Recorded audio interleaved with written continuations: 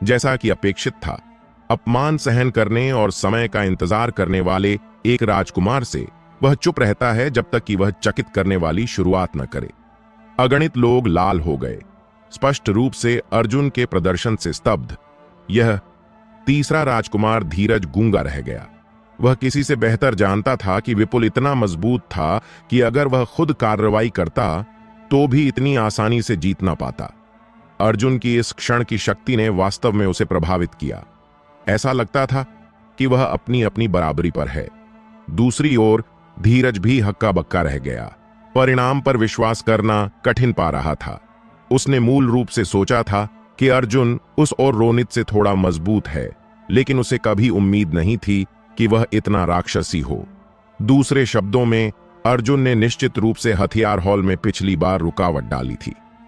अगर उसके पास आज की शक्ति होती तो क्या वह सिर्फ एक उंगली से उसे कुचल न देता? इस विचार से उसे पीठ पर ठंडक महसूस हुई और एक डर का एहसास पैदा हो गया। यह क्या हो रहा है? क्या तुमने नहीं कहा था कि अर्जुन के पास कोर निर्माण क्षेत्र के दूसरे स्तर की शक्ति है? ड्रैगन रॉय ने भौहें सिकोड़ी, फिर उसके बगल में खड़े रोनित की ओर देखा और गहरी आवाज में कहा, अर्जुन शायद पहले ही कोर निर्माण क्षेत्र के तीसरे स्तर में प्रवेश कर चुका है। यह शायद उन्होंने तब जानबूझकर कुछ छिपाया था। रोनित भी कुछ हद तक भ्रमित था और कड़वी मुस्कान के साथ कहा, उन्हें महसूस हुआ कि अर्जुन ने निश्चित रूप से जानबूझकर अपनी सच्ची शक्ति छिपाई थी, अन्यथा सिर्फ 2-3 दिनों में उसकी शक्ति का एक और स्तर बढ़ना असंभव होता। उतार चढ़ाव दोनों का अनुभव करने के बाद वह इस भाव को गहराई से समझता है। हेलो राजकुमार, सम्राट आपको बुला रहे हैं। तभी एक रक्षक जल्दबाजी में आया और रिपोर्ट किया। क्या बात है? अर्जुन ने भौहें से कोड़कर पूछा। लगता है राजकुमार दक्ष घायल हो गए हैं, रक्षक ने कांपते हुए कहा। क्या? अर्जुन का चेहरा तुरंत बदल गया। कुश्ती प्रतियोगिता के बाद राजकुमार दक्ष अपने दक्षिणी क्षेत्र में लौट गया था ताकि क्षेत्र की रक्षा करे। वे थोड़ी देर पहले ही गए थे जब उनकी चोट की विनाशकारी खबर आ गई। बिना कुछ कहे अर्जुन लंबे कदमों से चला, जानने को उत्सुक कि क्या हुआ था। महल में कुछ घूमने के बाद अर्जुन आखिरकार सम्राट के महल में पहुंचा। वहां बिस्तर पर एक लंबा और मजबूत आकृति लेटी हुई थी, कोई और नहीं बल्कि राजकुमार दक्ष। हालांकि उसका चेहरा पीला था और उसके शरीर पर तलवार के घाव थे। खून ने बड़े क्षेत्र को सना दिया था। एक राजकीय चिकित्सक वहां उपचार कर रहा था। चाचा दक्ष, यह कैसे हो गया? अर्जुन का चेहरा तुरंत बदल गया और वह दौड़कर पूछने लगा। अपने हृदय में वह लंबे समय से राजकुमार दक्ष को अपना चाचा मानता था। अब राजकुमार दक्ष इतना घायल देखकर वह क्रोधित और दुखी था। अर्जुन, तुम यहां हो? राजकुमार दक्ष बिस्तर पर लेटे हुए थे, थोड़े कमजोर महसूस कर रहे थे। जब उन्होंने अर्जुन को आते देखा तो मुस्कुराए और उसके सिर को सहलाते हुए कहा, चिंता मत करो, ये केवल सतही चोटें हैं, मरोगे नहीं। वर्षों से जानवरों को मारने और रक्त देखने का अनुभव होने से वह काफी आराम से बोल रहे थे। किसने किया यह? अर्जुन ने दांत पीसते हुए कहा। उसकी आंखों में हत्या का इरादा भरा था। उसका चाचा राजकुमार दक्ष ने हमेशा उसकी अच्छी देखभाल की थी, अन्यथा इन वर्षों में उसकी किस्मत बहुत खराब होती। राजकुमार की स्थिति वापस पाने की उसकी क्षमता भी मुख्य रूप से उसके चाचा द्वारा प्रदान किए गए प्रमाणों के कारण थी। इसलिए वह लंबे समय से अपने चाचा को परिवार का सदस्य मानता था। अब उसे घायल देखकर वह कैसे क्रोधित ना हो? यह कुछ ऐसा नहीं है जो तुम संभाल सको, राजकुमार दक्ष ने कहा। उनका चेहरा काला पड़ गया क्योंकि उन्होंने सिर हिलाया। हालांकि अर्जुन विचलित न हुआ और अपने पिता सम्राट की ओर देखा, जो किनारे पर खड़े थे, सत्य जानने के दृढ़ संकल्प से। प्राचीन पल्लव सम्राट भीमसेन को उनके दृढ़ संकल्प का आभास हो गया और उन्होंने केवल 2 शब्द कहे, विधिशास्त्र। क्या? अर्जुन की पुतलियां तुरंत सिकुड़ गईं। यह एक प्राचीन कबीला है जो राजवंश की स्थापना से अस्तित्व में है। देवताओं और राक्षसों के युग में उन्होंने प्रथम सम्राट को राजवंश स्थापित करने में मदद की और उनके योगदान असाधारण थे। क्या पूर्वी रानी के कारण? अर्जुन को कुछ याद आ गया लगता था। उसकी आंखें ठंडी हो गईं क्योंकि उसने पूछा। पूर्वी रानी का परिवार वास्तव में विधिशास्त्री था। यही कारण था कि वह हरम में हमेशा कानूनहीन और अभिमानी रही। सही कहा, सम्राट ने सिर हिलाया। पूर्वी रानी विधिशास्त्री परिवार की सीधी वंशज थी और राजकुमार दक्ष ने उसे इस मामले में खींच लिया, जिससे विधिशास्त्री परिवार में स्वाभाविक रूप से नाराजगी पैदा हो गई।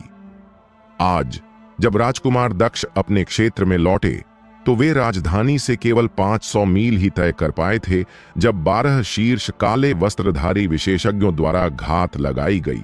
राजकुमार दक्ष ने बहादुरी से लड़ाई लड़ी और 10 स्वामियों को मार डाला, लेकिन उन्हें भी असंख्य चोटें आईं। यदि वे समय पर न पहुंचते तो परिणाम अकल्पनीय होते। ये हरामी नीच हैं। अर्जुन ने मुट्ठियां भींच लीं। उसका युवा चेहरा घृणा से भरा और क्रोध से चिल्लाया। इस तथ्य ने तंत्रिका को छुआ कि दूसरे पक्ष ने राजकुमार दक्ष पर घात लगाने की हिम्मत की। चाचा दक्ष, यह मेरी गलती है कि मैंने आपको नीचे खींच लिया। यदि मेरी और मेरी मां के कारण न होता तो विधिशास्त्री आपको घात न लगाते। आखिरकार अर्जुन ने बिस्तर पर राजकुमार दक्ष की ओर देखा। उसकी आंखें आत्मदोष से लाल हो गईं। यह पहली बार था जब उसने अपने चाचा राजकुमार दक्ष को इतना कमजोर देखा था। मूर्ख बच्चे, ये केवल सतही चोटें हैं, कुछ गंभीर नहीं। राजकुमार दक्ष ने हल्के से मुस्कुराया, फिर भौहें सिकोड़ी और कहा, हालांकि सावधान रहो, उनका लक्ष्य तुम होना चाहिए। तुम राजकुमार हो। वे तुम्हें खुलेआम कुछ नहीं करेंगे, लेकिन वसंत से पहले ड्रैगन शिकार सम्मेलन में विधिशास्त्रियों की युवा पीढ़ी निश्चित रूप से तुम्हें निशाना बनाएगी। ड्रैगन शिकार टूर्नामेंट? अर्जुन आश्चर्यचकित हो गया। यह राजवंश में हजारों वर्षों से चली आ रही परंपरा थी। किंवदंती थी कि राजधानी शहर के बाहर विशाल प्राचीन पर्वत श्रृंखला में एक ड्रैगन जानवर घूमता था और जो भी उसे शिकार करता वह ड्रैगन शिकारी योद्धा का खिताब जीतता। हालांकि वर्षों में किसी ने भी ड्रैगन जानवर को क्या दिखता है देखा नहीं था। फिर भी परंपरा जारी रही।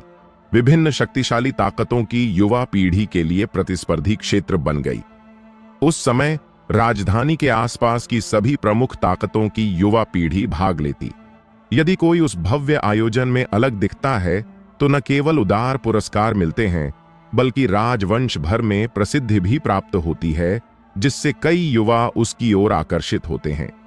अर्जुन अब राजवंश का राजकुमार है, राज परिवार की गरिमा का प्रतिनिधित्व करता है, इसलिए उसे स्वाभाविक रूप से जाना होगा। यदि विधिशास्त्रियों की युवा पीढ़ी में से कोई भाग लेने की हिम्मत करे तो मैं उन्हें भयानक कीमत चुकाने पर मजबूर करूंगा। अर्जुन ने दांत पीसते हुए ठंडे स्वर में कहा। वह अपने वर्तमान सफलता का आनी अपने चाचा राजकुमार दक्ष को है और अब वह इस अन्याय का बदला लेने का दृढ़ निश्चय कर चुका है। यह इतना सरल नहीं है। राजकुमार दक्ष ने हंसते हुए सिर हिलाया।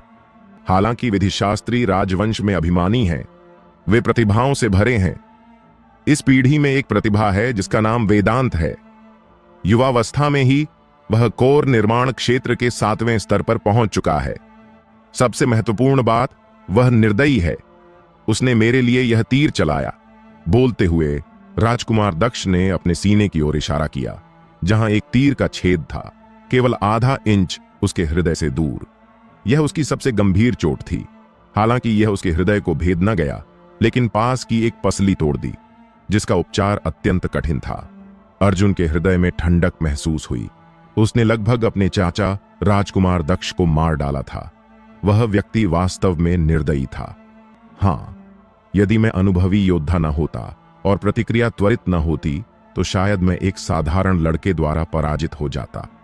राजकुमार दक्ष ने कटु मुस्कान के साथ कहा। उस समय लड़के की आंखें याद करते हुए यहां तक कि उसे थोड़ा भय महसूस हुआ।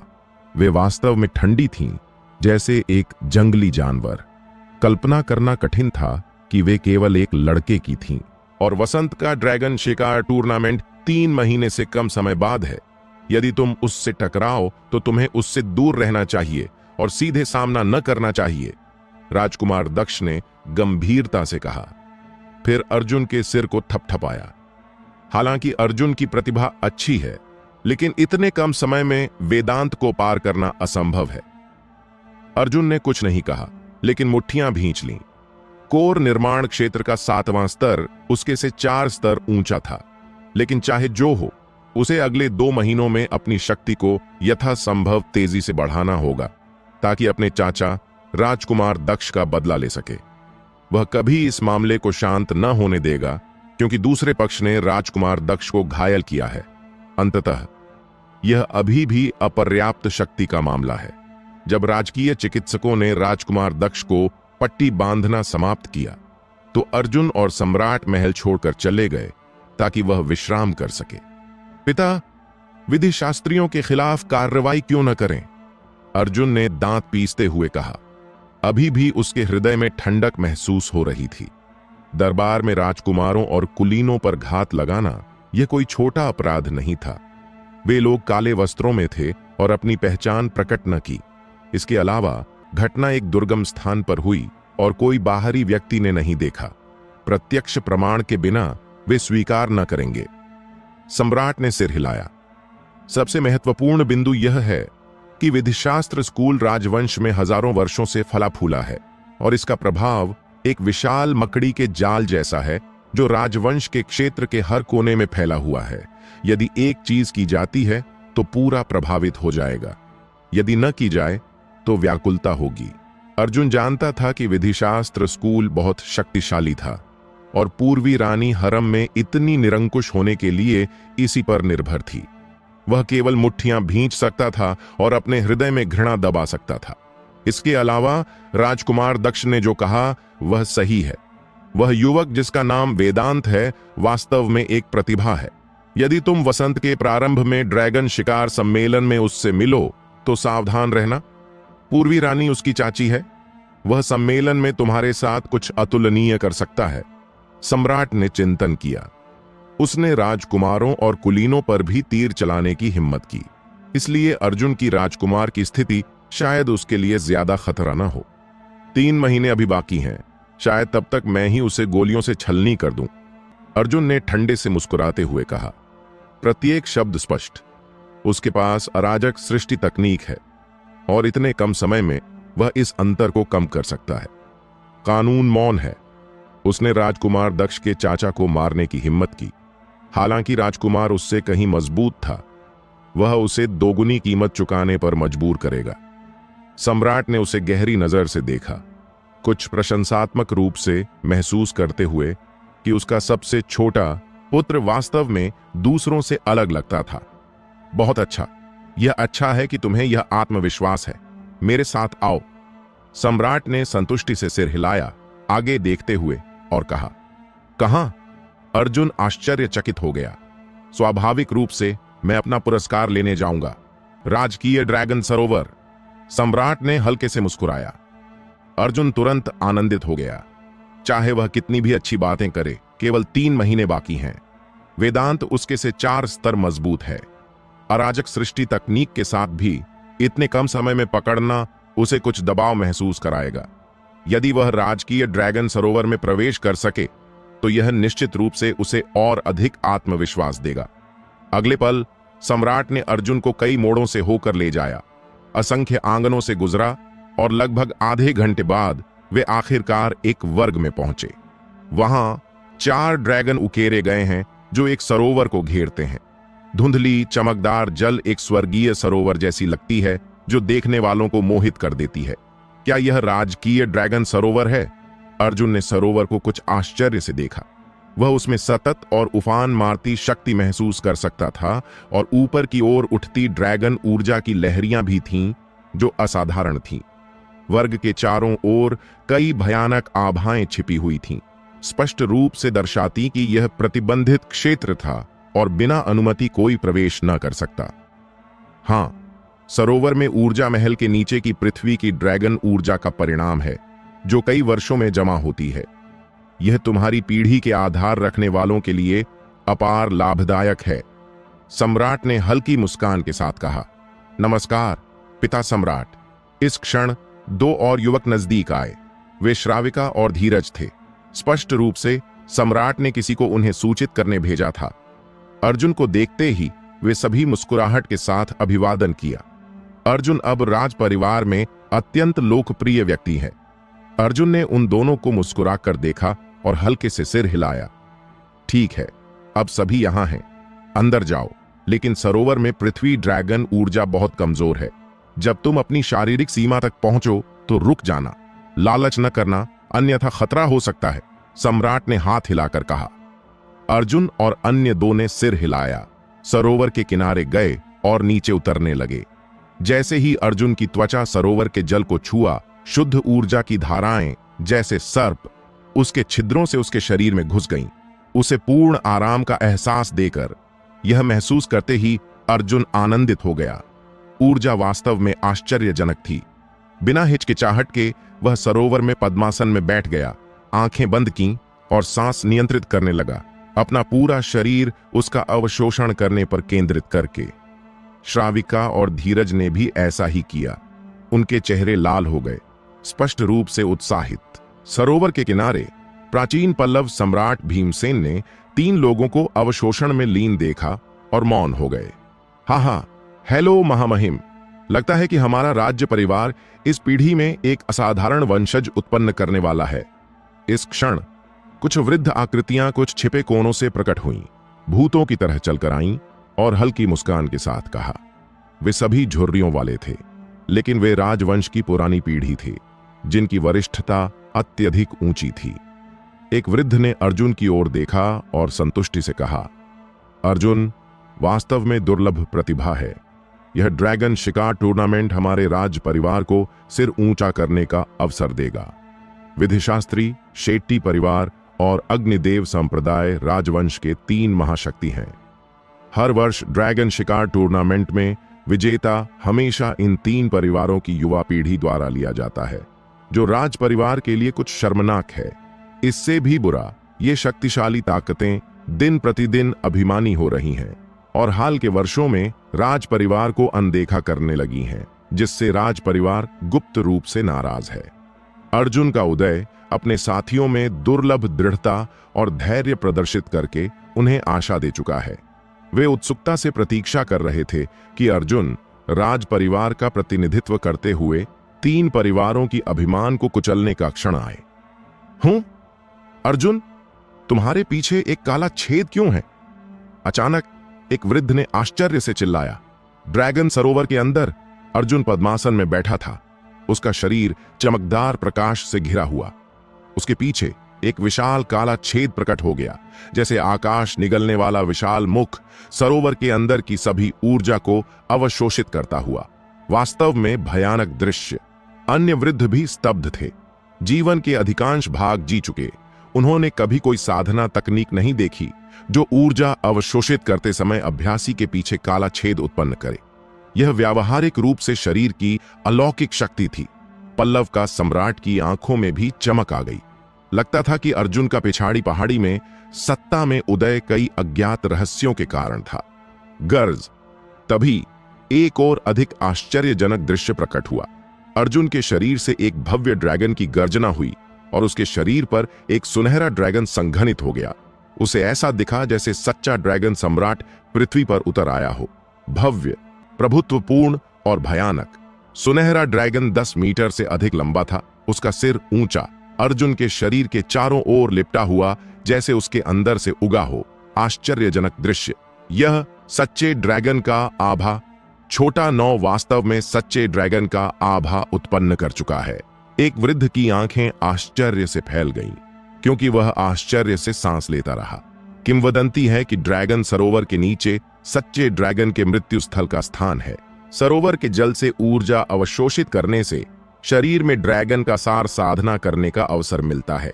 हालांकि वर्षों में किसी ने भी वास्तव में सफलता न प्राप्त की और किंवदंती अस्पष्ट हो गई।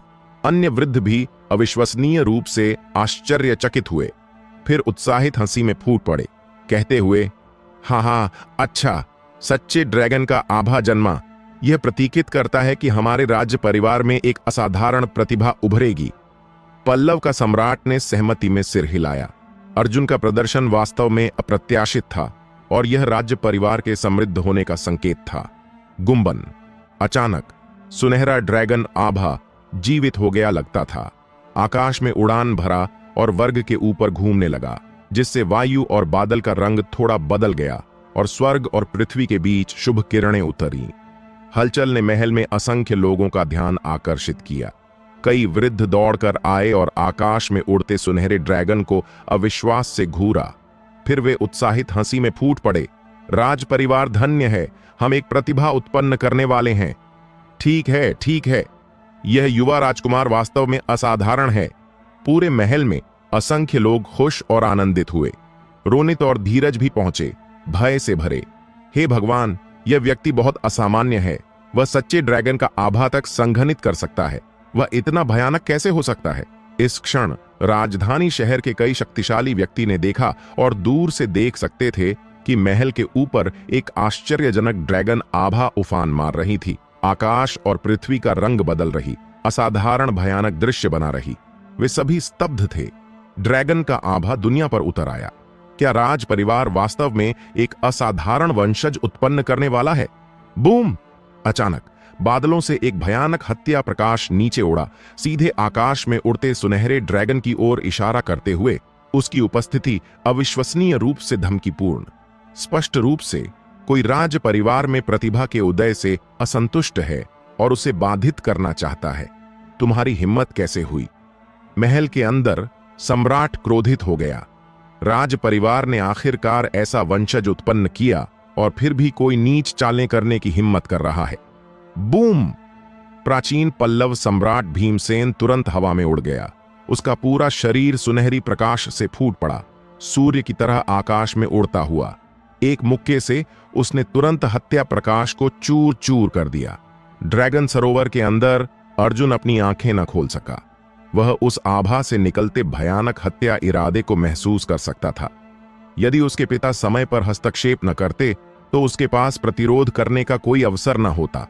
राजकुमार की हत्या करने की कोशिश कौन कर रहा है? प्रकट हो! पल्लव सम्राट हवा में खड़ा हो गया, असंख्य किरणों से घिरा। सूर्य की तरह उसने बादलों को घूरा और क्रोध से गरजा। यह व्यक्ति राजकुमार के ड्रैगन आभा को बाधित करने की हिम्मत कर रहा था। वे राज परिवार का सम्मान ही न करते। हालांकि बादलों के ऊपर कोई उत्तर न आया क्योंकि धुंध घूम रही थी, जैसे कोई वहां न हो। कई लोग आश्चर्यचकित भी हुए, सोचते हुए कि क्या व्यक्ति भाग गया? तुम सोचते हो कि छिपकर मैं तुम्हें न ढूंढ पाऊंगा? पल्लव सम्राट ने व्यंग्य से कहा। एक निश्चित दिशा में मुक्का मारा। सुनहरा प्रकाश हर जगह चमका और शक्तिशाली ऊर्जा आकाश में सुनहरी नदी की तरह बहने लगी। धम! वहां की शून्यता तुरंत फट गई और एक आकृति को बाहर धकेल दिया गया। अगला क्या हुआ वह आश्चर्यजनक था। जब व्यक्ति को अपनी पहचान उजागर होने का आभास हुआ तो उसने दांत पीसे और अपने शरीर को फोड़ दिया। दुनिया में विघटित हो गया। क्या? हर कोई स्तब्ध था। हत्यारा विफल हुआ और तुरंत मरने का चुनाव किया। वह निर्दयी है। पल्लव सम्राट ने भौहें सिकोड़ी। इस तरह कुछ भी न मिल सके। कुछ शक्तिशाली व्यक्तियों का मौन किसी के आदेश पर होना चाहिए, जो किसी साजिश का संकेत देता है। हर कोई इस जगह की कड़ी निगरानी करो और किसी को भी नजदीक न आने दो। तुम मेरे साथ आओ। पल्लव सम्राट ने उदास चेहरे से आदेश दिया। फिर कई वृद्धों को इशारा किया। वृद्धों ने सिर हिलाया और पीछे पीछे चले। अर्जुन जानता था कि इन परिस्थितियों में कोई फिर हत्या की कोशिश न करेगा, इसलिए वह शांतिपूर्वक आंखें बंद करके ऊर्जा अवशोषण जारी रखने लगा। एक भव्य महल के अंदर सम्राट और कई वृद्ध पुरुष आमने सामने बैठे थे। क्या तुम्हें पता है कि इस हत्यारे को किसने भेजा? पल्लव सम्राट ने अपनी उंगलियों को मेज पर टटोला और शांतिपूर्वक कहा। एक वृद्ध ने चिंतन किया।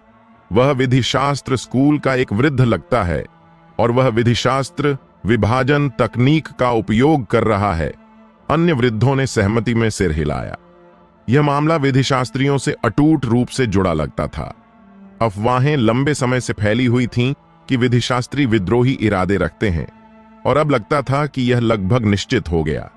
ये कृतघ्न कमीने!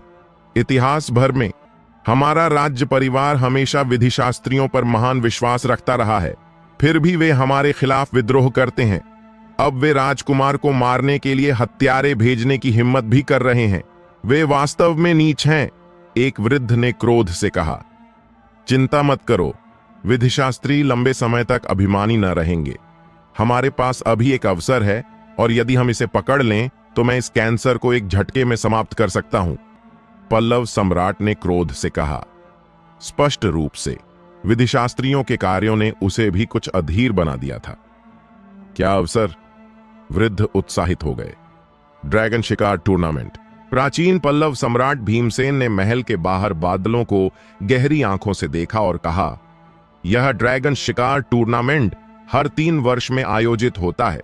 वे हमेशा विद्रोही इरादे रखते हैं, लेकिन अभी तक लापरवाही से कार्य करने का बहाना न मिला। यदि वे ड्रैगन का शिकार कर लें तो वे स्वर्ग की इच्छा का अनुसरण करके आधिकारिक रूप से सेना उठा सकते हैं। और इस बार मुझे जानकारी मिली है कि उस पर्वत श्रृंखला में वास्तव में एक शक्तिशाली ड्रैगन के संकेत हैं। दूसरे शब्दों में, विधिशास्त्र स्कूल इतने वर्षों से प्रतीक्षा कर रहा है और निश्चित रूप से इस अवसर को हाथ से न जाने देगा। इसके अलावा मुझे जानकारी मिली है कि विधिशास्त्रियों ने हाल के वर्षों में जानवरों के कबीलों के साथ घनिष्ठ संबंध बनाए रखे हैं। उनसे उन्माद चूर्ण की काफी मात्रा प्राप्त की है। उन्माद चूर्ण? वृद्ध तुरंत आश्चर्यचकित हो गए। यह सीमावर्ती जानवर कबीलों द्वारा बनाई गई एक विचित्र दवा थी। इसे लेने के बाद कोई उन्माद अवस्था में गिर जाता है, अपनी शक्ति को बहुत बढ़ा देता है। हाल के वर्षों में प्राचीन ली राजवंश को जानवर कबीलों के खिलाफ लड़ाई में इसी कारण से कई हानियां हुई हैं। विधिशास्त्र स्कूल के पास पहले से ही पर्याप्त सैन्य शक्ति है। यदि वे उन्मादी विष प्राप्त कर लें तो राजवंश गंभीर खतरे में होगा। सबसे महत्वपूर्ण, वे जानवर कबीलों के साथ सांठगांठ कर सकते हैं। कोई बात नहीं, विधिशास्त्री अब भी पूरी तरह तैयार न होंगे।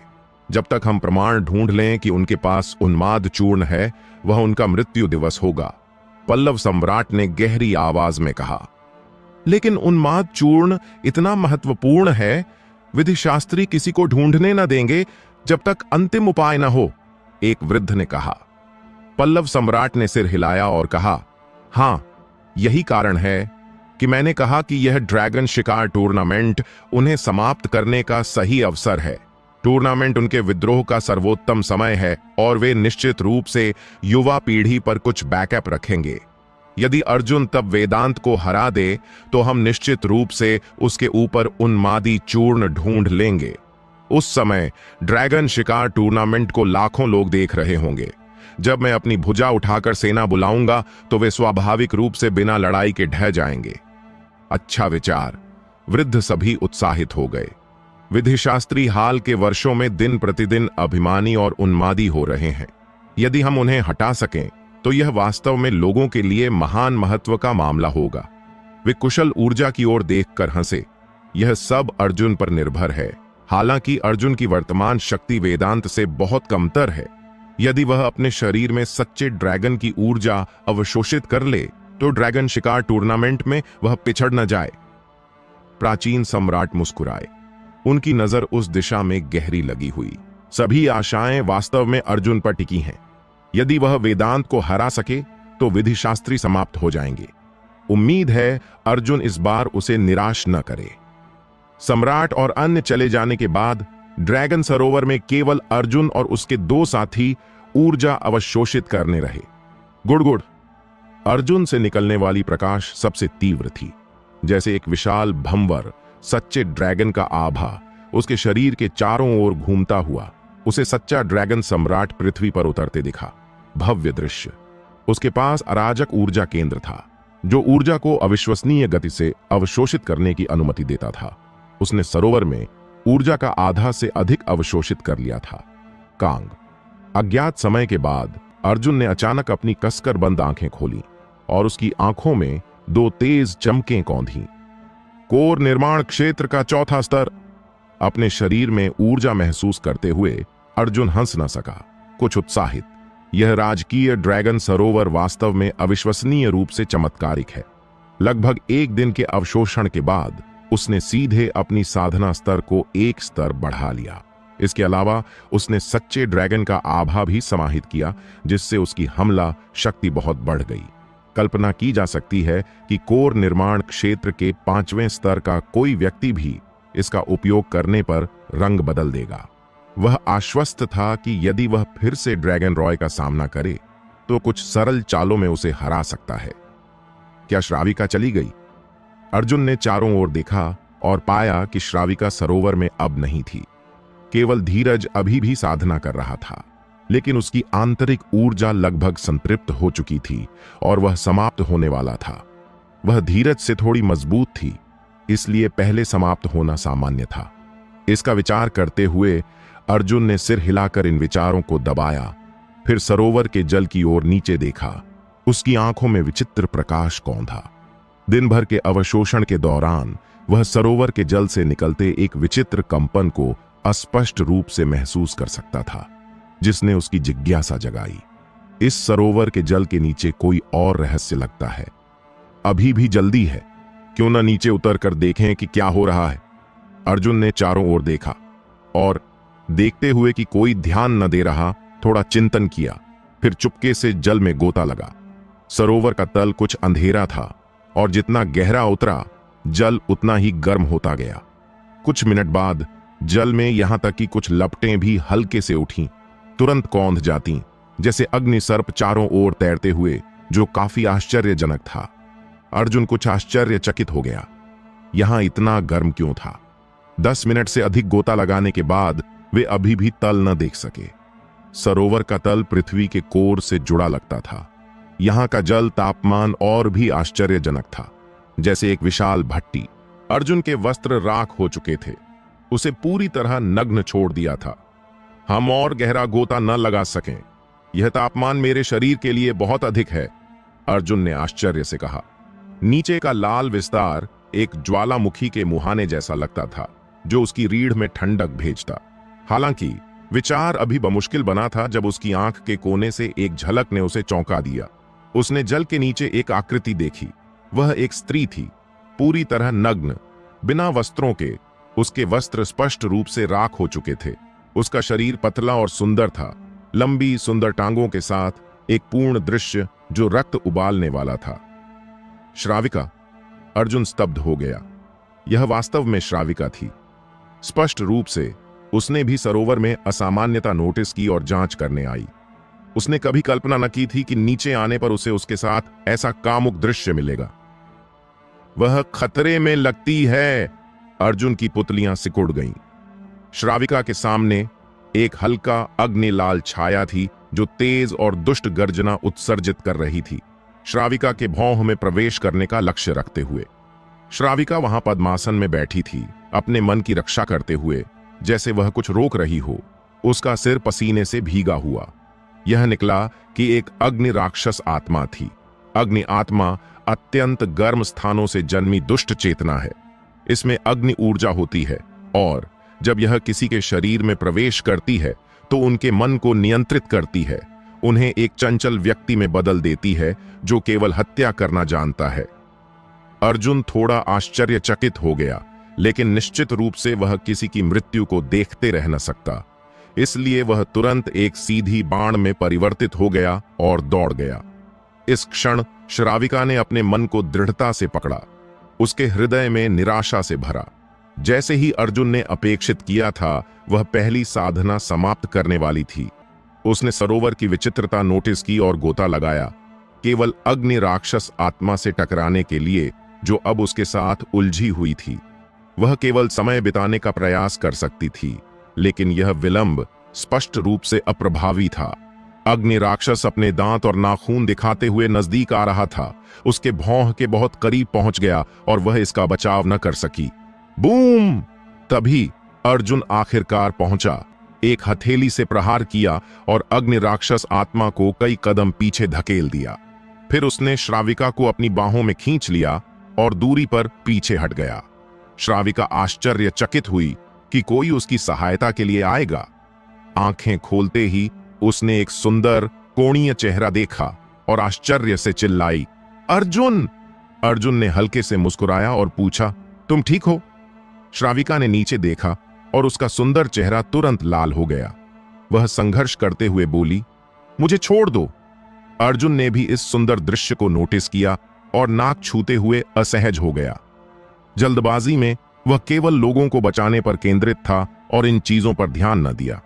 अर्जुन की बाहों से मुक्त होने के बाद श्राविका ने अपनी पतली उंगलियां एक फीनिक्स पैटर्न उत्कीर्ण हार पर झटका और 2 सेट वस्त्र तुरंत प्रकट हो गए। एक स्थानिक हार। अर्जुन ने आश्चर्य से हार की ओर देखा। यह स्थानिक हार में अपना आंतरिक स्थान भंडारण के लिए होता है और इसे ढूंढना दुर्लभ है। ये मेरी मां ने मुझे दिए थे, तुम पहले अपने वस्त्र बदल लो। श्राविका को उसके घूरने से थोड़ा अधीर लग रहा था और उसने अधीरता से कहा।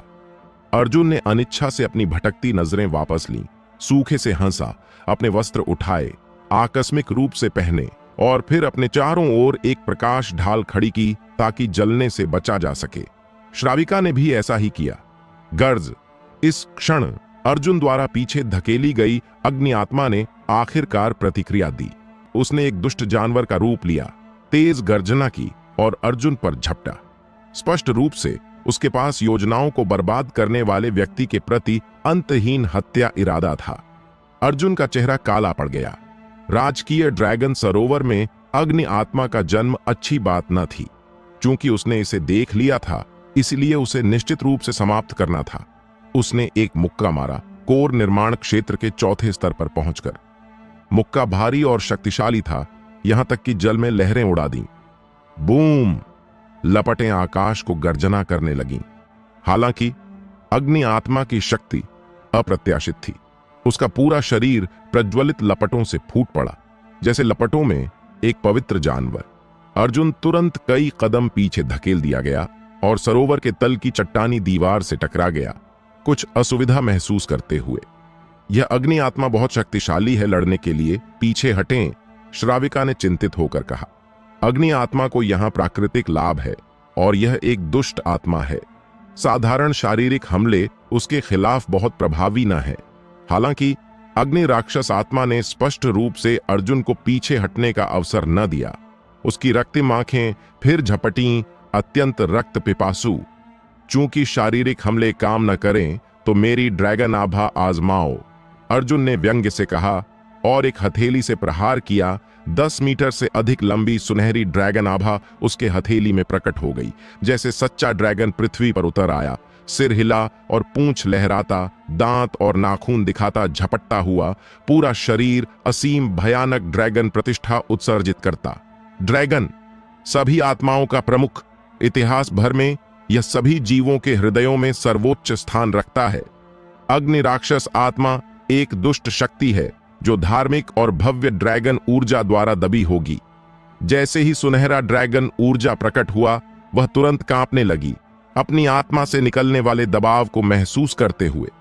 फिर वह भय से चीखी और भागने के लिए मुड़ी। दुर्भाग्य से सच्चे ड्रैगन की प्रतिष्ठा अडिग थी।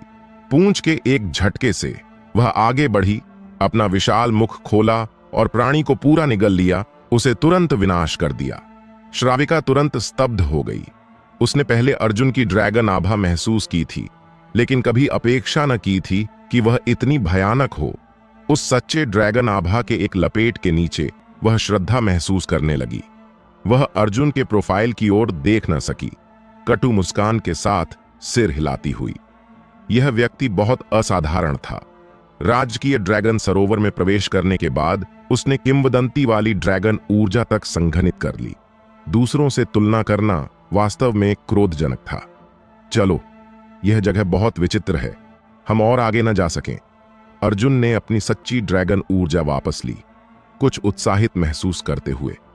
सच्ची ड्रैगन ऊर्जा की शक्ति वास्तव में भयानक थी। फिर उसने भौहें सिकोड़ी क्योंकि नीचे देखा। सरोवर अविश्वसनीय रूप से गहरा था और कोई न जानता कि यह कहां जाता है। वे केवल आधे रास्ते नीचे उतरे थे जब अग्नि राक्षस से टकराए। कोई न जानता कि नीचे और भी भयानक खतरे हैं या नहीं। श्राविका ने हल्के से सिर हिलाया। फिर एक तीव्र गति से वह ऊपर की ओर दौड़ी। जैसे ही अर्जुन पीछा करने वाला था, उसने अचानक चट्टानों के ढेर में एक काला पत्थर की झलक पकड़ी। उस काले पत्थर के अंदर कुछ विशेष पैटर्न लगते थे जो तुरंत कौंध गए। अर्जुन ने भौहें सिकोड़ी, इसे अपनी जेब में डाला और बिना आगे अध्ययन किए वह भी ऊपर गोता लगाने लगा। इस क्षण ड्रैगन सरोवर के किनारे पर धीरज ने पहले ही अपनी साधना समाप्त कर ली थी और चिंतित होकर चल रहा था। जैसे किसी की प्रतीक्षा कर रहा हो। उसके किनारे कुछ वृद्ध थे, जिनमें से एक ने पूछा, क्या तुम्हें यकीन है कि साधना समाप्त करने के बाद अर्जुन और श्राविका को न देखा? हां, केवल मैं हूं। धीरज ने कटु मुस्कान के साथ सिर हिलाया। ये दोनों व्यक्ति लगते हैं ड्रैगन सरोवर के तल में प्रवेश कर गए, जो पृथ्वी के कोर की लपटों से जुड़ा है। वहां का तापमान अत्यधिक ऊंचा है। वहां लंबे समय रहना खतरनाक हो सकता है। वे वास्तव में साहसी हैं, एक वृद्ध ने क्रोध से कहा। कुछ और मिनटों बाद, देखते हुए कि ड्रैगन सरोवर में अभी भी कोई हलचल न थी, एक वृद्ध आखिरकार रोक न सका और कहा, मैं नीचे जाकर देखता हूं। धड़ धड़। इस क्षण जल छलका और अर्जुन और श्राविका एक के बाद एक ड्रैगन सरोवर से कूद पड़े। जल से भीगे वृद्ध ने क्रोध से आंखें घुमाई। तुम्हें आखिरकार बाहर आने का पता चला। मुझे नीचे जाने में देरी हुई, उसके लिए क्षमा चाहता हूं। सभी को चिंता हुई, मुझे खेद है। किनारे पर कूदने के बाद अर्जुन ने स्थिति समझी और मुस्कुराते हुए क्षमा मांगी। तुम्हारे वस्त्रों में क्या गड़बड़ है? वृद्ध ने संदेह से पूछा, अर्जुन और श्राविका के वस्त्रों को देखते हुए। वे पहले यह वस्त्र न पहने थे। नीचे का तापमान बहुत ऊंचा था, यह जल गया। श्राविका ने जल्दी कहा, जैसे लोगों के गलतफहमी से डर रही हो। सरोवर में अर्जुन से नग्न मिलने का समय याद करते हुए उसके कान की नोकें लाल हो गईं। कई वृद्धों ने अचानक खांसी की, महसूस करते हुए कि वे लगभग गलत समझते। ठीक है कि तुम सुरक्षित हो, अगली बार इतने जिद्दी मत होना। साधना समाप्त होने के बाद बिखर जाओ, एक वृद्ध ने कठोरता से कहा। अर्जुन ने जल्दी मुस्कुराकर क्षमा मांगी और सहमति में सिर हिलाया। श्राविका अर्जुन को घूर न सकी, जैसे सूक्ष्म रूप से उसे कुछ दोष दे रही हो। और इस तरह तीनों अपने अपने रास्ते चले। रहस्यमयी महल लौटने के बाद अर्जुन ने काला पत्थर निकाला और इसका अध्ययन शुरू किया। यह ड्रैगन सरोवर के तल पर रखा गया था और इसे उबलते गर्म होना चाहिए था, लेकिन विचित्र रूप से यह स्पर्श करने पर गर्म था। उस पर कुछ हल्के पैटर्न थे। चट। जब अर्जुन ने थोड़ा बल लगाया तो पाया कि पत्थर की सतह बहुत नाजुक थी और टूटने लगी। पत्थर के टुकड़ों को रगड़ने के बाद अंदर एक छोटा भट्ठी छिपी मिली। अर्जुन स्तब्ध हो गया। उसके हाथ में वास्तव में एक भट्ठी थी, हथेली के आकार की, काली और भारी। यह ड्रैगन सरोवर के तल पर कौन जानता कितने समय से रखी थी और पत्थर से ढकी हुई थी। इसके अलावा उस पर एक अक्षर जू है, जो इसे प्राचीन अनुभव देता है। यह इतनी छोटी है, इसे क्या ढाला जा सकता है? अर्जुन हंसा। भट्ठी का अंदर भी गहरा काला और खाली था। अंत में अर्जुन कुछ न समझ सका, इसलिए उसने भट्ठी को थोड़ी उदासीनता से एक तरफ रख दिया। समय बीता और आधा महीना बाद राजधानी शहर में सर्दी का पहला भारी हिमपात हो गया। दुनिया चांदी सफेद में ढक गई और ठंड काटने वाली थी। पिछाड़ी पहाड़ी के कब्रिस्तान में एक युवक हिमपात में एक भारी तलवार चला रहा था, जो दरवाजे के पैनल जितनी बड़ी थी, हिमकणों को हवा में नचाते हुए। पहली नजर में युवक लंबा और पतला था और उसकी सुंदर तलवार नृत्य, काव्यात्मक और चित्रकारी आकर्षण उत्सर्जित करता था। बूम! यह शांति जल्दी टूट गई, क्योंकि युवक ने अचानक अपनी तलवार मुद्रा बदली, भारी बल से आगे झाड़ा। एक क्षण में जमीन पर जमी मोटी बर्फ एक विशाल लहर की तरह उछाली गई, 10 मीटर से अधिक ऊंची उठी और यहां तक कि जमीन पर के बोल्डर भी चूर्ण में कुचल दिए गए। यदि अन्य देखते तो वे आश्चर्यचकित होते। एक तलवार प्रहार की शक्ति इतनी विशाल थी, यदि यह किसी व्यक्ति को लगती तो कल्पना से परे होता। झाड़ू तकनीक, मैंने आखिरकार इसे महारत हासिल कर ली। अर्जुन ने आश्चर्यजनक विनाशकारी शक्ति को देखा और मुस्कुरा न सका, स्वयं से बुदबुदाते हुए। पिछले 2 सप्ताह से वह अभ्यास कर रहा था और अब उसने तलवार नियंत्रण तकनीक की सबसे कठिन चाल महारत हासिल कर ली। यह चाल पहले 2 की संयुक्त से अधिक शक्तिशाली है। अपनी वर्तमान कोर निर्माण क्षेत्र के चौथे स्तर की शक्ति के साथ संयोजित, यहां तक कि कोर निर्माण क्षेत्र के 5वें स्तर का कोई व्यक्ति भी इससे टकराने पर भारी कष्ट भोगेगा। आखिरकार अर्जुन कब्रिस्तान के केंद्र में पहुंचा, एक भव्य मकबरे के सामने खड़ा हो गया, थोड़ी उदासी महसूस करते हुए। यह मकबरा बहुत ऊंचा और भव्य है। यह उसकी मां का नया मकबरा है, जो पहले ही बन चुका है। इसके बारे में सोचते हुए मां को मकबरे के केंद्र में भव्य दफनाने के लिए पर्याप्त किया गया है। पूर्वी रानी और ड्रैगन रॉय दोनों का दुखद अंत हुआ, इसलिए मां आखिरकार शांति से विश्राम कर सकती है। अब से तुम्हें इस जगह को नियमित रूप से साफ रखना चाहिए और उपेक्षा न करनी, समझे? अर्जुन ने हल्के से सिर झुकाया और शांतिपूर्वक कहा। दूर नहीं, कई सेवक कब्रिस्तान से बर्फ साफ कर रहे थे। एक मध्यम आयु का प्रबंधक भी वहां था। सुनते ही वे तुरंत घुटनों पर गिर गए और जल्दी सहमति जताई। मध्यम आयु का प्रबंधक पसीने से तर था और कांप रहा था। कौन कल्पना कर सकता था कि तब यहां का कमजोर और पतला लड़का जीवन को इतने नाटकीय रूप से उलट देगा? यह भयानक है। अर्जुन अब मध्यम आयु के प्रबंधक को परेशान करने की जहमत न उठाएगा। उसके नेत्रों में पीछे कोई खतरा न था। उसने पास के प्रथम सम्राट के मकबरे की ओर देखा और सांस ली। उसकी वर्तमान सफलता पूरी तरह प्रथम सम्राट के दिव्य हस्तक्षेप के कारण है, जो सपने जैसा लगता है। नौवां भाई, तुम वास्तव में यहां हो। तभी एक मधुर हंसी गूंजी। एक लगभग 15 या 16 वर्ष की लड़की सुंदरता से चलकर आई। यह सुप्रिया थी। मौसम ठंडा होने पर वह मोटे सूती कोट में थी। कॉलर पर सफेद फर ट्रिम ने उसके गुलाबी कोमल चेहरे को और भी प्यारा और आकर्षक बना दिया। तुम यहां क्यों? अर्जुन ने हल्के से मुस्कुराया और सुप्रिया के छोटे सिर को सहलाया। हाँ, मैं तुम्हें राष्ट्रीय अकादमी में मेरे साथ चलने के लिए कहने आई हूं। आज सौरभ अपना कक्षा खोल रहे हैं तलवार ढलाई तकनीक की व्याख्या करने के लिए, सुप्रिया ने मुस्कुराते हुए कहा। तलवार ढलाई तकनीक? अर्जुन ने भौहें उठाईं। यह 5 महाद्वीपों और 4 समुद्रों में सबसे गहन कौशल था। साधकों के रूप में कोई हथियारों के बिना नहीं रह सकता। मास्टर सौरभ राजधानी के पास एक बहुत प्रसिद्ध तलवार शिल्पी था। उनकी तलवार बनाने की तकनीकों की सार्वजनिक व्याख्या वास्तव में एक बड़ा दिन था। मैं थोड़ा और साधना कर लूं। अर्जुन ने थोड़ा चिंतन किया, फिर सिर हिलाया। सर्दी आ चुकी थी और ड्रैगन शिकार टूर्नामेंट निकट आ रहा था। वह विचलित होना न चाहता था। इस दौरान उसके पिता ने भी सिन्हा परिवार से निपटने की योजना के बारे में बताया था। वह वेदांत को हराने का दृढ़ था। पिता ने भी कहा कि तुम जाओ, शायद तुम्हें इसमें प्रतिभा हो, सुप्रिया ने मुस्कुराते हुए कहा। शेट्टी परिवार राजवंश में इतना महत्वपूर्ण स्थान रखता है क्योंकि यह तलवार ढलाई करने वाला परिवार है और कई शक्तिशाली परिवार इसके नेतृत्व का अनुसरण करते हैं। यदि राज परिवार भी एक उत्कृष्ट तलवार शिल्पी उत्पन्न कर सके तो यह शेट्टी परिवार के प्रभाव को बहुत कमजोर कर देगा और राज परिवार को अधिक अधिकारपूर्ण बना देगा। पिछले कुछ वर्षों में अर्जुन पिछाड़ी पहाड़ी में कब्रें साफ कर रहा था। अवसर चूक गया, इसलिए स्वाभाविक रूप से उसे प्रयास करना चाहिए। अर्जुन ने थोड़ा संकोच किया, फिर सिर हिलाया। यहां तक कि उसके पिता ने कहा था, इसलिए वह अवज्ञा न कर सकता।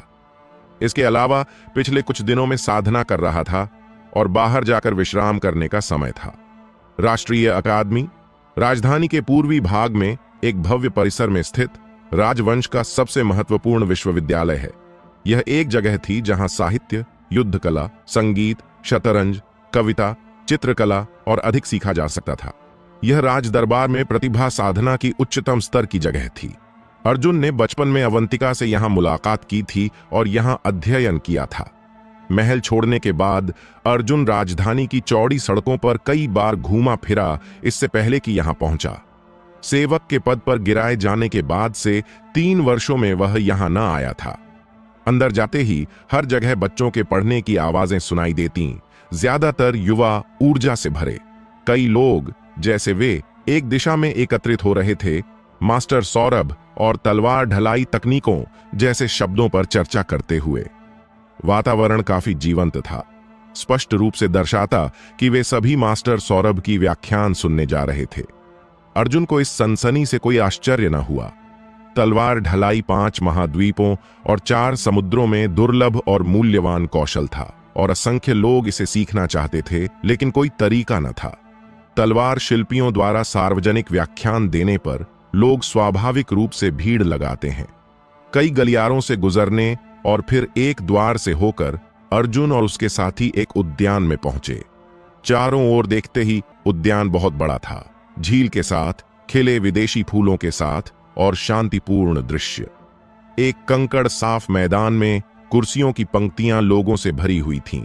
न केवल युवा बल्कि कुछ 60 वर्ष के वृद्ध भी, सभी भक्तिपूर्वक इंतजार कर रहे थे सीखने के लिए। अर्जुन और सुप्रिया को आगे की 2 सीटें मिलने में भाग्यशाली रहे। हाँ, सुप्रिया, तुम भी यहां हो। तभी दूर से एक सफेद वस्त्रधारी पुरुष आया। उसके पास असाधारण स्वभाव था और काफी आकर्षक लगता था। वह मुस्कुराया। यह साम्राज्यिक अकादमी हमारा राज्य परिवार द्वारा समर्थित जगह है, क्या मुझे आने की अनुमति नहीं? सुप्रिया ने पुरुष की ओर देखा, फिर होंठ फुलाए और कहा। इस पुरुष का नाम आहान था, राजधानी का कुख्यात खिलाड़ी, जिसे वह बहुत नापसंद करती थी। अग्निदेव संप्रदाय का सदस्य? अर्जुन ने भौहें उठाईं, क्योंकि दूसरे व्यक्ति के सीने पर बैज की ओर देखा। यह वास्तव में अग्निदेव संप्रदाय का प्रतीक था। यह राज्य क्षेत्र के अंदर एक शक्तिशाली संप्रदाय था, सैकड़ों वर्षों का इतिहास रखता था और शिष्य दूर दूर फैले हुए। मजबूत होने पर यह कुछ अभिमानी हो गया था। सुप्रिया, तुम क्या कह रही हो? तुम्हें देखकर मैं आनंदित हूं। आहान ने स्वतंत्र रूप से मुस्कुराया, सुप्रिया के उत्कृष्ट आकार को जलती इच्छा से देखते हुए। सुप्रिया एक युवा और जीवंत सुंदरी उसके लिए महान आकर्षण रखती थी। युवक, कृपया मुझे यह सीट दे दो। आहान ने अपनी जेब से एक चांदी का टुकड़ा निकाला और अर्जुन से हल्की मुस्कान के साथ कहा। अर्जुन ने चांदी को झलका तक न दिया और उदासीनता से कहा, नहीं। चूंकि आहान एक खिलाड़ी था, इसलिए वह निश्चित रूप से युवती को हानि पहुंचते देख न रह सकता। आहान स्तब्ध हो गया, अपेक्षा न करते हुए कि यह साधारण दिखने वाला युवक इतना साहसी हो। युवा भाई, अग्निदेव संप्रदाय के दूसरे युवा मालिक को एक स्थान के लिए अपमानित करना बुद्धिमानी की बात न है। तुम कौन हो? आहान ने मुस्कान के साथ पूछा, उसका स्वर कुछ धमकीपूर्ण। हाँ, वह मेरा अच्छा मित्र है। यदि तुम उसे हटा सको तो मैं तुम्हें मेरे किनारे बैठने दूंगी। सुप्रिया को कुछ याद आया लगता था और उसने अर्जुन की भुजा को गले लगाया, हंसते हुए। आहान की आंखों में ठंडी चमक कौंधी। वह लंबे समय से सुप्रिया का पीछा कर रहा था और अब कोई यादृच्छिक व्यक्ति उसके इतना करीब आ गया। स्वाभाविक रूप से इससे उसे थोड़ी ईर्ष्या हुई। तुम्हें हटाना इतना कठिन क्या है? आहान की आंखें ठंडी हो गईं और उसने सीधे अपनी उंगलियां पंजे में मोड़ी, अर्जुन के कॉलर को पकड़ने और बाहर फेंकने वाला। अर्जुन कुछ असहाय महसूस कर रहा था, क्योंकि इस छोटी लड़की ने उसे ढाल के रूप में इस्तेमाल किया था। हालांकि वह अग्निदेव संप्रदाय के अभिमानी व्यवहार से भी कुछ असंतुष्ट था और कार्य करने में आपत्ति न करता। धम! अर्जुन ने अपनी उंगली इशारा की और यह हवा को तेज तलवार की तरह भेदी। उसकी उंगली की नोक पर हल्का नीला प्रकाश घूमता हुआ। आहान ने तुरंत अपनी हथेली में दर्द महसूस किया और एक कदम पीछे धकेल दिया गया। उसके चेहरे पर अविश्वसनीय भाव आ गया।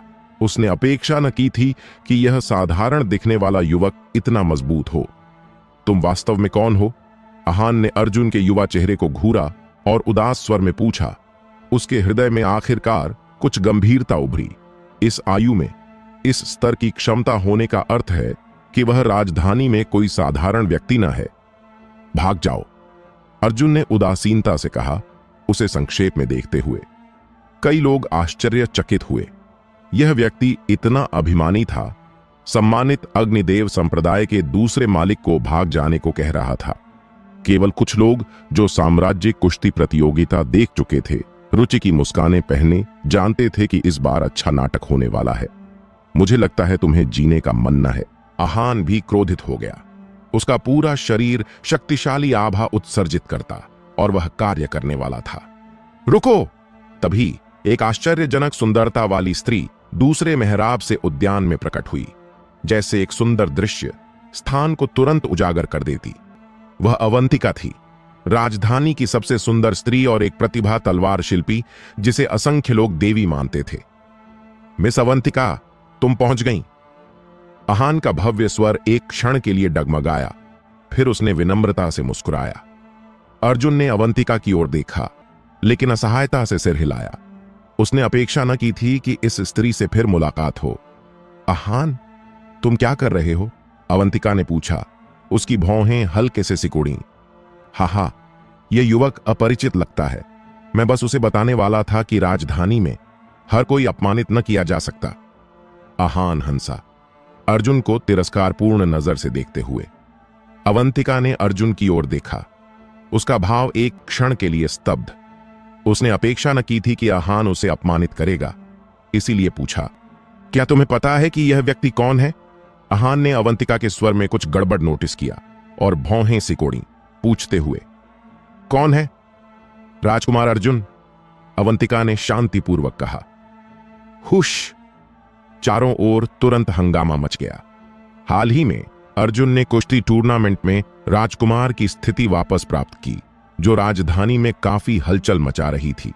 कोई अपेक्षा न करता कि संबंधित व्यक्ति आज उनके किनारे बैठा होगा। राजकुमार, आहान सुनते ही अपनी आंख न झपक सका, स्पष्ट रूप से अपेक्षा न करते हुए कि यह साधारण दिखने वाला युवक इतनी कुलीन स्थिति रखता हो। हालांकि अग्निदेव संप्रदाय शक्तिशाली है, लेकिन राज परिवार के खिलाफ खुलेआम विरोध असंभव है। विचार कि उसने अभी चांदी के टुकड़े से राजकुमार को भेजने की कोशिश की थी, उसे थोड़ा शर्मिंदा कर गया। तो तुम राजकुमार हो, मेरी असभ्यता के लिए क्षमा। कोई आश्चर्य नहीं कि तुम इतने अभिमानी हो। आहान ने अर्जुन से मुस्कुराया और हल्के से हाथ जोड़े, थोड़ा सम्मान दिखाते हुए। अग्निदेव संप्रदाय की वर्तमान स्थिति को देखते हुए भले ही वह राजकुमार हो, वह उसके लिए ज्यादा खतरा ना होगा। क्या तुम अभी भी यहां बैठना चाहते हो? अर्जुन का चेहरा शांत रहा, क्योंकि उसने हल्के से ठंडा हंसी दी। चट! एक सरल वाक्य, जैसे एक अदृश्य थप्पड़, आहान का चेहरा जलाने वाला। हालांकि वह अर्जुन से डरता न था, लेकिन राजकुमार की सीट छोड़ना असंभव था। यह स्पष्ट रूप से उपहास था। मैं तुम्हारी महानता से अंधा था, हम देखेंगे। आहान क्रोध से हंसा, फिर मुड़ा और चला गया, स्पष्ट रूप से आज किसी को अपमानित करके और अपमानित होकर। अवंतिका ने अर्जुन की ओर देखा, थोड़ा संकोच किया, फिर कहा, वरिष्ठ संग्राम की व्याख्यान का समय लगभग हो गया है। उम्मीद है तुम स्वयं को संयमित रखोगे। अर्जुन ने अपनी कुर्सी पर पीछे झुककर आकस्मिक रूप से कहा, मैं हमेशा विश्वसनीय व्यक्ति रहा हूं, दूसरों की तरह जो नीचे गिराने पर लात मारते हैं। तुम। अवंतिका को महसूस हुआ कि वह उस तथ्य का संकेत दे रहा था कि जब वह किस्मत से हार चुका था, तब उसने सगाई को जोर से नकारा था, और वह थोड़ा क्रोधित हो गई। बचपन के बंधन का कोई अर्थ नहीं। मैंने एक बार राजधानी में कहा था कि मेरा आदर्श पुरुष अवंतिका केवल एक युवक हो सकता है जो तलवार बनाने में मुझसे आगे निकल जाए। यदि तुम ऐसा कर सको तो जो भी तुम चाहो उसके लिए मेरी कोई आपत्ति न होगी। यदि न कर सको तो फिर कभी उल्लेख न करना। अवंतिका ने ये शब्द उदासीनता से कहे और मुड़कर चली गई। अर्जुन ने अवंतिका की जाते हुए आकृति को घूरा और हल्के से ठंडा हंसी दी। विवाह उसके लिए स्वाभाविक रूप से बड़ी बात न थी। वह केवल याद करता था कि एक बार उसकी मां उसके लिए गुप्त रूप से शेट्टी परिवार गई थी, उनसे कुछ प्राप्त करने की कोशिश करते हुए। लेकिन उसकी मां अब एक महल की नौकरानी लाल किनारों वाली आंखों से लौटी, स्पष्ट रूप से अपनी परेशानियां दर्शाती। हालांकि उसने इसे छिपाया, लेकिन बाद में गपशप से पता चला कि उसकी मां को तब शेट्टी परिवार में उपहास भी सहना पड़ा था।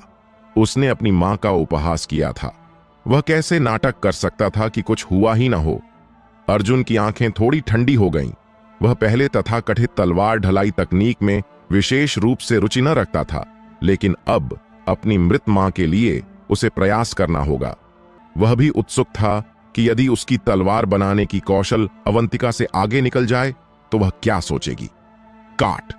जैसे ही अर्जुन इस पर चिंतन कर रहा था, उद्यान में अचानक एक घंटी बजी। फुसफुसाहट बंद हो गई और कई लोग उत्सुकता से दूसरे मेहराब की ओर सिर घुमाए। स्पष्ट है कि वरिष्ठ सौरभ आ रहे हैं। अर्जुन ने भी अपने विचलित विचारों को दबाया और मेहराब पर केंद्रित हो गया। घंटी बजने के थोड़ी देर बाद एक ग्रे वस्त्रधारी वृद्ध मेहराब से बाहर आया। वह पतला था, ठंडा चेहरा और लंबे समय से सत्ता में रहने वाली अधिकार पूर्णता का भाव। नमस्कार वरिष्ठ सौरभ। कई लोग सम्मानपूर्वक खड़े होकर झुके, यहां तक कि अभिमानी आहान का भाव गंभीर था।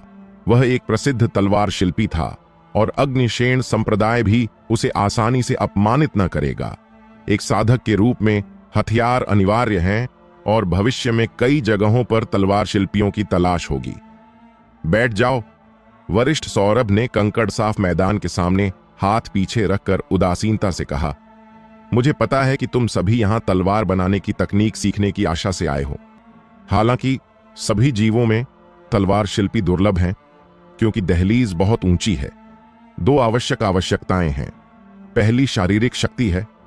मास्टर सौरभ ने सीधे मुख्य बिंदु पर आकर व्याख्या शुरू की। एक तलवार शिल्पी के रूप में व्यक्ति को रोज भट्ठी और हथौड़े से निपटना पड़ता है। सामग्री अत्यंत कठोर होती है और उन्हें वांछित आकार और रूप में ढालने के लिए उन्हें पीटा और शुद्ध करना पड़ता है। निश्चित स्तर की शारीरिक शक्ति के बिना व्यक्ति सबसे सरल सामग्री को भी ढाल न सकता, क्या कहें एक संतोषजनक हथियार ढालना। अर्जुन ने हल्के से सिर हिलाया। तलवार ढलाई केवल एक प्रकार के हथियार को संदर्भित न करती, बल्कि सभी प्रकार के हथियारों को। दूसरे बिंदु के लिए यह नेत्र शक्ति है। वरिष्ठ सौरभ ने विराम दिया, फिर शांतिपूर्वक कहा, तथा कथित नेत्र शक्ति साधारण नेत्र शक्ति न है, बल्कि कुछ असाधारण प्रतिभाशाली व्यक्तियों की तेज आंखें हैं जो अन्य न देख सकें ऐसी बारीकियां देख सकती हैं। जैसे जैसे तलवार बनाने की तकनीकें परिष्कृत होती जाती हैं, इस प्रकार की नेत्र शक्ति धीरे धीरे तलवार शिल्पियों के लिए एक विशेष अलौकिक क्षमता बन जाती है। अग्नि नेत्र और सुनहरी पुतलियां। उनके बोलने के बाद सौरभ की आंखों से अचानक दो लपटें उठीं, जैसे वह तुरंत कई चीजों को भेद सके। कई लोगों ने विस्मय से चिल्लाया कि यह विवेकपूर्ण नेत्र तलवार शिल्पी का सबसे बड़ा चिन्ह है। यह तलवार बनाने की प्रक्रिया के दौरान विभिन्न सामग्रियों के बीच अशुद्धियों और संतुलन की डिग्री को स्पष्ट रूप से देखने में मदद करता है, और यह तलवार शिल्पी बनने की सबसे बड़ी दहलीज भी है। हर कोई जन्म से संवेदनशील आंखों वाला न होता। यही कारण है कि 5 महाद्वीपों और 4 समुद्रों में तलवार शिल्पी इतने कम हैं।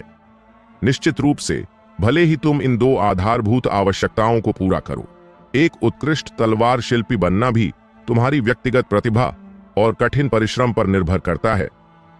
वरिष्ठ मास्टर सौरभ ने एक वाक्य जोड़ा, फिर ताली बजाई। कई रक्षक आगे आए और भीड़ के आश्चर्यपूर्ण दृष्टियों के नीचे एक श्रृंखला काले काले भट्टियों को ढोया और उन्हें सामने के कंकड़ खुले मैदान में रख दिया। उन भट्टियों पर कुछ सामग्री, ढलाई हथौड़े और इसी तरह की चीजें भी थीं। यह तलवार ढलाई भट्टी है। तलवारें ढालने का आवश्यक उपकरण। एक अच्छी तलवार ढलाई भट्टी हथियार की गुणवत्ता को भी प्रभावित कर सकती है। अब वरिष्ठ सौरभ ने उस पर की सामग्री की ओर इशारा किया और कहा, यदि तुम में से कोई इस साधारण लोहे के टुकड़े को 100 बार ढाल सके जब तक यह शुद्ध लोहे के स्तर तक न पहुंच जाए, तो इसका अर्थ है कि तुम में तलवार शिल्पी बनने की क्षमता है। मैं तुम्हें एक पुस्तक दे सकता हूं, तलवार शिल्पियों के लिए प्रारंभिक पाठ्यक्रम, जो मैंने खुद लिखा है। इसमें तलवार शिल्प की विस्तृत जानकारी है, साथ ही मेरी कुछ अंतर्दृष्टियां। बोलते हुए वरिष्ठ सौरभ ने अपनी छाती से एक पुस्तक निकाली। तलवार बनाने का प्रारंभिक पाठ्यक्रम। कई लोग भारी सांस लेने लगे। तलवार शिल्पी 5 महाद्वीपों और 4 समुद्रों में दुर्लभ हैं, आंशिक रूप से क्योंकि अधिकांश अपनी ज्ञान साझा करने को इच्छुक न होते। उस प्रारंभिक पाठ्यक्रम को प्राप्त करना दहलीज पार करने के समान है। इसके अलावा इसमें सौरभ की कुछ अंतर्दृष्टियां हैं जो और भी दुर्लभ और मूल्यवान हैं।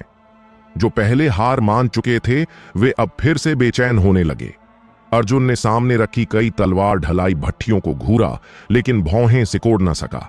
उसे इस प्रकार की भट्टी से परिचितता का एहसास हुआ। यदि तुम प्रयास करना चाहो तो ऊपर आओ, वरिष्ठ सौरभ ने हाथ हिलाकर कहा। मैं करूंगा। मैं भी। कई लोग तुरंत उत्साहित हो गए और तलवार ढलाई भट्टी के किनारे खड़े हो गए।